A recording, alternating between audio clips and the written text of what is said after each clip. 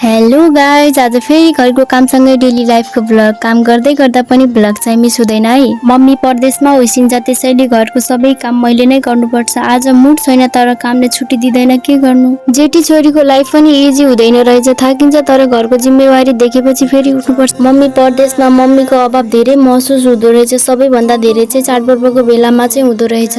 आमा बुबा परदेशमा हुँदा छोराछोरीहरू धेरै स्ट्रङ चाहिँ हुनु पर्दो रहेछ के। आमा बुबाको सपना पूरा गर्ने ठुलो चाहना चाहिँ बोकेकी छु। एउटा कुरा के साथीहरू, आफ्नो मान्छेको लागि गरिने मेहनत चाहिँ कहिले भारी लाग्दैन रहेछ के। धेरै थाकिन्छ तर फ्यामिलीको लागि सबै ठिक लाग्ने के। म मात्रै हो कि घरको काम कहिले नसक्ने? हजुरहरू पनि हो। आफू सकिन्छु बरु घरको काम चाहिँ कहिले नसकिने भने। गाइस, म त घरको अलराउन्डर पो भइसके भने। एक दिन फेमस भयो भने यो स्ट्रगल भ्लगर हो भनेर चाहिँ सम्झनु होला है। मेरो त आधा दिन काम आधा दिन अब सुत्छु भन्दै पो बित्छ क्या। घरको काम सकियो भनेर एकछिन बस्यो, तर मलाई के थाहा कामले मलाई हर सेकेन्ड हर मिनट पो बोलाइरहेको हुन्छ भनेर।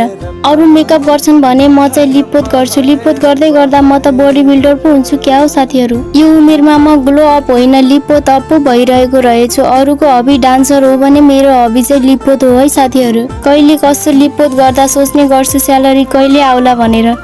आज आराम गर्छु भनेर सोच्यो तर त्यो त पोसिबल छैन पो भन्छ भने। कामले एकछिन मोबाइल चलाए कि नोटिफिकेसन पो आउन थाल्छ भने। म कहिले अफलाइन हुँदैन, सधैँ अनलाइन नै हुन्छु। तर केसमा? घरको काममा।